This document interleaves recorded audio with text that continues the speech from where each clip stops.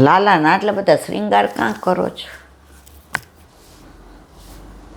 એ કે શ્રૃંગાર વિનાનો જાય ને તાનું સ્વરૂપ એવું છે ને નજર લાગે. આ શ્રૃંગાર કરું છું ને તો એનું રૂપ એનું સ્વરૂપ ઢંકાઈ જાય છે અને બધાની દ્રષ્ટિ શ્રૃંગાર ઉપર જ જાય છે. એટલે મારા લાલાને કોઈ નજર ન લાગે. નાના હતા ને શ્રીનાથજીને દર્શન કરવા જઈએ તો આટલા બધા માળાજી હોય, પરવળના હોય ને હીરાના મોતી. સારું વારા ફરતી પહેરાવતા હોય તો આવું આમ 2-3 દી રોકાઈએ. તો આટલી બધી માળાજી થોડી ધરાવાય. મેં લગ્ન પ્રસંગ હોય તો બા અમને એક માળા આપે. ત્યાં તો ખોટું જ આપતા હતા.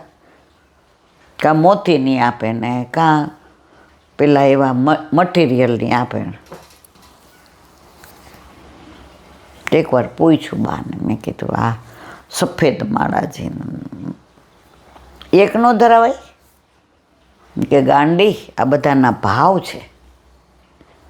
સફેદ માળાજી ચંદ્રાવલીજીના ભાવથી આવે, લીલા માળાજી લલિતાજીના ભાવથી આવે, પીળા માળાજી સામનેજીના ભાવ. પછી એનું વર્ણન કર્યું મને બધું. એટલે બેટા ઠાકોરજીમાં કાંઈ ભાવના વિના છે જ નહીં. પછી બીજે દી દર્શન કરવા ગયા ને તો એવો આનંદ આવ્યો. બાકી 2 દી તો એમ થાય એટલે બધા માળાજી ધરાવવાના. પેલા તો ઉપર બીડામાંય જવા દેતા ને ફૂલમાંય જવા. એટલે જાતા સવારથી નાઈને વહેલા જળે ભરવાનું. હવે ઉમર તકાજા.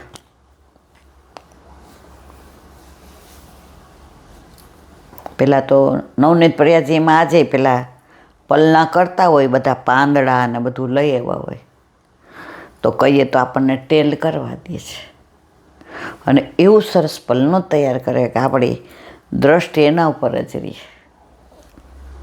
નવનીત પ્રિયાજીમાં રોજ પલના થાય.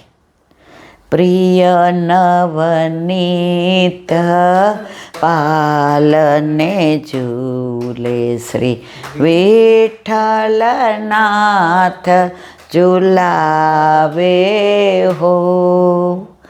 કબહુક આપ ઉતરી ઝૂલે, કબહુક આપ ઝુલાવે હો.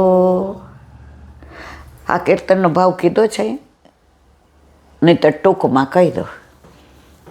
અકબર રાજાને જ્યારે મૂંઝાય ત્યારે ગુસાઈજી પાસે ગોકુળમાં આવે. રથ બહાર મૂકી દે, રથમાં મુગટ ને પગની મોજડી મૂકી દે. ઉઘાડા ચરણે પગે ગુસાઈજી પાસા. ગુસાઈજી બેઠકમાં હોય તો એકવાર બેઠકમાં બિરાજતા હતા અને ખબર આવી કે પલના દર્શન ખુલે છે. એને ભેગો બિરબલ હતા. 2 દર્શન કરવા ગયા. તો ગુસાઈજી તો બેઠકમાં હતા તો અહીંયા દર્શન થયા. એટલે અકબર વિચારમાં પડ્યો, પાછળથી તો રસ્તો છે ને, જવું હોય તો આપણા રસ્તે જ જવું પડે. ગુસાઈજી પધાઈ રાખ્યા, પલના ઝુલાવે. હવે નવનીત પ્રિયાજીએ આ ચંદ્રાવલીજી કોણ? ગુસાઈજી ને પૂર્ણ પુરુષોત્તમ. એ કે આવી જાઓ મારી બાજુમાં. એ કે હા અહીંયા અત્યારે કળિયુગ છે, આવું ના ચાલે. જીદ કરી. એટલે ગુસાઈજી સ્વરૂપ બદલાવી અને પલ્લામાં બિરાજા. અને નવનીત પ્રિયાજી ઝુલાવે. કબહુ ક આપ ઉતરી ઝૂલે, કબહુ ક આપ ઝુલાવે હો. વળી બીજું થયું. જો બિરબલને જુદા દર્શન થયા, અકબરને જુદા દર્શન. અને આ કીર્તન કોણ ગાતું હતું? ચિત્તસ્વામી. ચિત્તસ્વામી ગિરિધરના શ્રી વિઠ્ઠલ, એને જુદા થયા. હવે જોયું તો આમ બિરબલની તો આંખ ફાટી ગઈ કે અંદર ગુસાઈજી. હા, ત્યાં અકબરને બીજા થયા. બેઠે એક જારી ને એક થાળી, બે એક જારી ને એક થાળી મારે ભોજન કરે છે. ચિત્ત સ્વામીને તો વળે ના થઈ જુદા થયા. એહી તે ના કછું સંદેહ. આ બેયમાં કોઈ ભેદ જ નથી. નિગમ નેતિ નેતિ ગાવે હો. હવે કે રાસ કરો નવનીત, અરે કે અહીંયા આ બધું કે નહીં, તો ચક્કડી ફેરવે છે ને એ ચંદ્રાવલીજીનો રાસ છે. આપણામાં એમને બધું કાંઈ આપ્યું જ નથી. ઓલી ચકડી ફેરવી એ ચંદ્રાવલીજી રાસ કરે છે.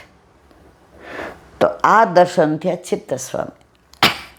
જેનો જેવો અધિકાર હતો એવા દર્શન થયા.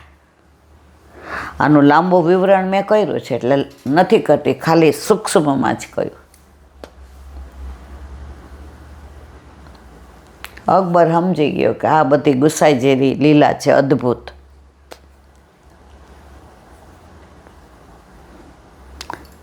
તો જ્યારે તમે દર્શન કરો છો,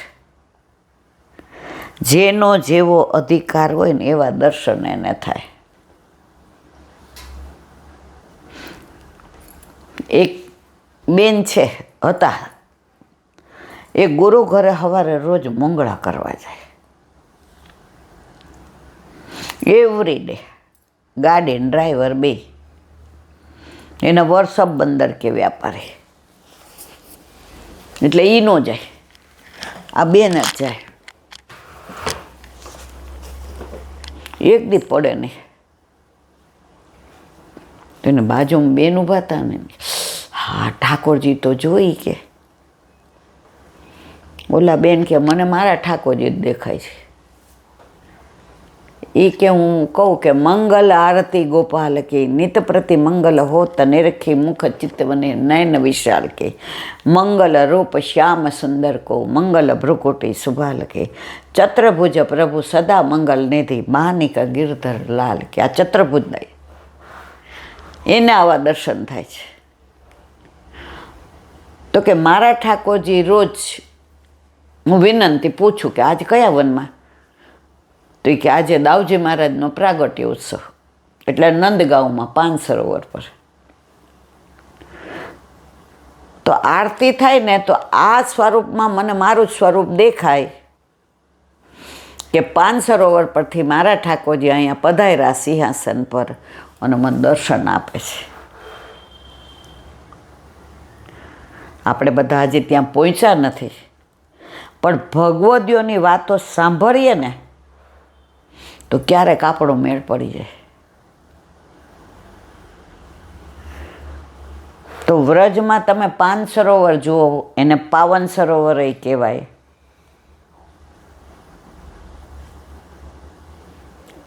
ત્યાંની લીલા બધી જ્યારે આની અંદર આવશે, નહીં આવે તો પછી કહીશ. અદ્ભુત લીલાઓ છે બધી. તો આપણે વાત કરીએ છીએ રાધા રમણજીને. પહેલાં આ પ્રભુ શાલિગ્રામ રૂપે બિરાજતા હતા. તેમને તેની તીવ્ર આતુરતા હતી. કોને? ગોપાલ ભટ્ટને, કે એવું સ્વરૂપ થઈ જાય ને તો હું શ્રૃંગાર ધરાવું. પ્રભુ શાલિગ્રામમાંથી રાધા રમણજી સ્વરૂપે પ્રગટ થઈ ગયા. જુઓ, ભક્તનો ભાવ જુઓ. આવી જ વસ્તુ આપણે 84-252 ઓલા માજી હતા, નાનપણ માજીના વરલીલામ પહોંચી ગયા, વિધવા હતા. ગુસાઈજી એમને મદન મોહનજી સ્વરૂપ પધરાવી દીધું. એમણે એમના મદન મોહનજીના સ્વરૂપ સિવાય કોઈના દર્શન કર્યા નહોતા. બહાર જાય તો કરે, ડેલીને બહાર જતા નહોતા.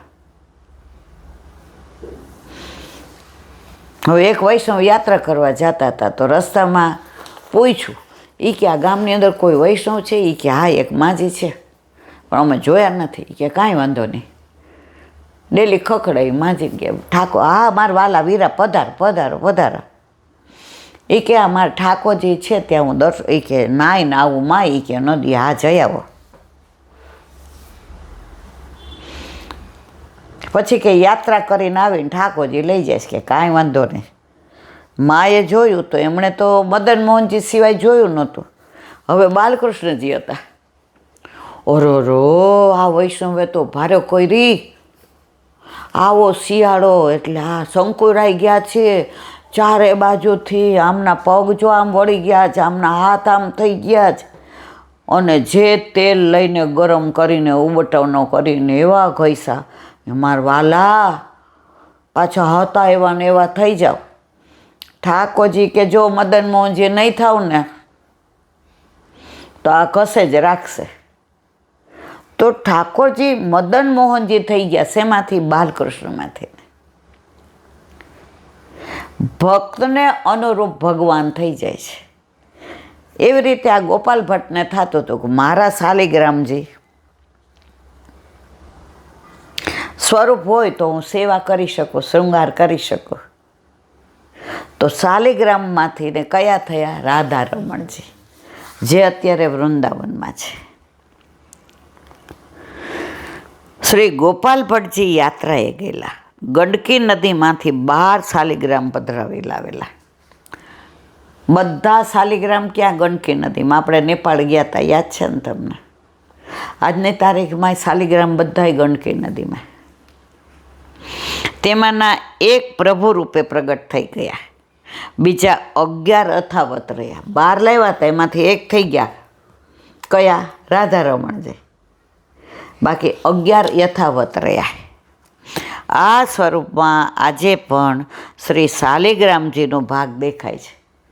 રાધા રમણજીમાં આજે પણ શાલિગ્રામજીનો ભાગ દેખાય છે. આ વૈશાખ સુદ પૂનમે અહીં મેળો ભરાય છે. મંદિર પાસે શ્રી ગોપાલ ભટ્ટજીની સમાધિ છે. ક્યાં? આ રાધા રમણજી ત્યાં.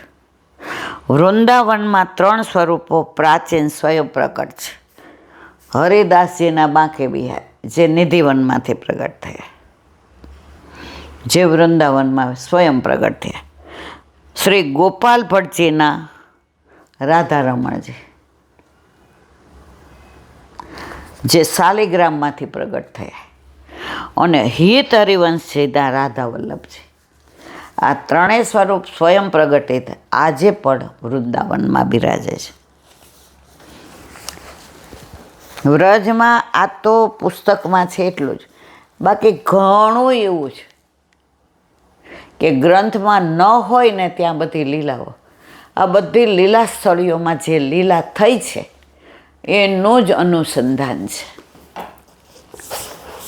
અહીંયા ગોડિયા સંપ્રદાય છે, અહીંયા આ બધાય અહીંયા છે. પુષ્ટિ માર્ગના ખાલી વલ્લભના બેઠક જે છે એમાં દામોદરદાસજી છે પહેલાં જ, પેલી બાજુથી. પછી વલ્લભ છે. નાગરીદાસજીના યુગલ સ્વરૂપે મદન મોહનજી છે, ગુસાઈજી છે, ગોકુળનાથજી છે અને ગોપેશ્વરજી છે. આમાં નહીં હોય તો છેલ્લે બધી લીલાનું અનુસંધાન આપણે કરીશું. વલ્લભાધીશ મધુરાષ્ટક. પાણી મધુરો. પાણી એટલે હાથ અને પાણી એટલે જળ. એનું અનુસંધાન અત્યારે આપણે કરીએ છીએ.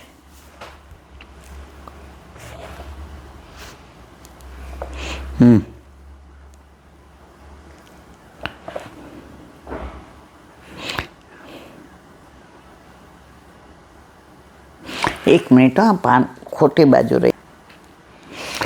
ભક્ત અને ભગવાનના મિલનમાં શ્રી યમુનાજી મધ્યમાં છે. કાલે જ આપણે વાત કરી કે લઘુ રાસમાં પ્રભુ અંતર્ધ્યાન નથી, આ ધ્યાનમાં અંતર આવી ગયો છે. ગોપીના હૃદયમાં જ છે. આપણા ઠાકોરજી આપણા હૃદયમાં જ બિરાજે છે. ઓલું હરણ હોય ને, સુગંધ સરસ આવે ને ચારે બાજુ દોડે. ક્યાં આવે છે? પણ એની નાભીમાં જ કસ્તુરી હોય, પણ એને ખબર નહીં હોતી. એમ આપણા ઘરે આપણા માથે બિરાજતા આપણા ઠાકોરજી જ શ્રીજી બાવા છે. એ જ સારસ્વત કલ્પના ઠાકોરજી છે, એ જ નંદનંદન છે, એ જ યશોદાનંદન છે, એ જ નવનીત પ્રિયાજી છે, એ જ બાલકૃષ્ણજી છે, એ જ ગોકુલચંદ્રમાજી છે, એ જ બાલમુકુંદજી છે, એ જ મથુરાનાથજી છે, એ જ દ્વારકાનાથજી છે, એ જ વિઠ્ઠલનાથજી છે, એ જ મદન મોહનજી છે. એની લીલા જુદી એટલે નામ જુદું.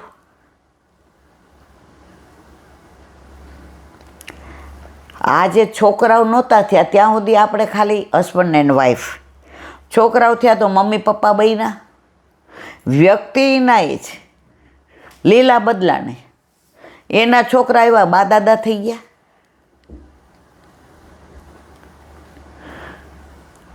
વ્યક્તિ એટલે પ્રભુ એના એ જ છે, પણ લીલા પ્રમાણે ભાવના પ્રમાણે નામ પડે છે. ગોપ ગોપીઓ સદાય શ્રી યમુનાજીને વીંટળાયેલા રહે. રાસ ક્યાં થાય? યમુના કિનારે. પ્રભુ ગાયો ચરાવવા ક્યાં આવે? યમુના. કદમના વૃક્ષ ઉપર ચડીને વેણું ક્યાં વગાડે? યમુના કિનારે. સાંજે યમુનાજી કમળના માળાજી તૈયાર કરે, પ્રભુ ક્યાં પધારે? યમુના કિનારે. રાધાજી મળવા ક્યાં આવે? યમુના કિનારે.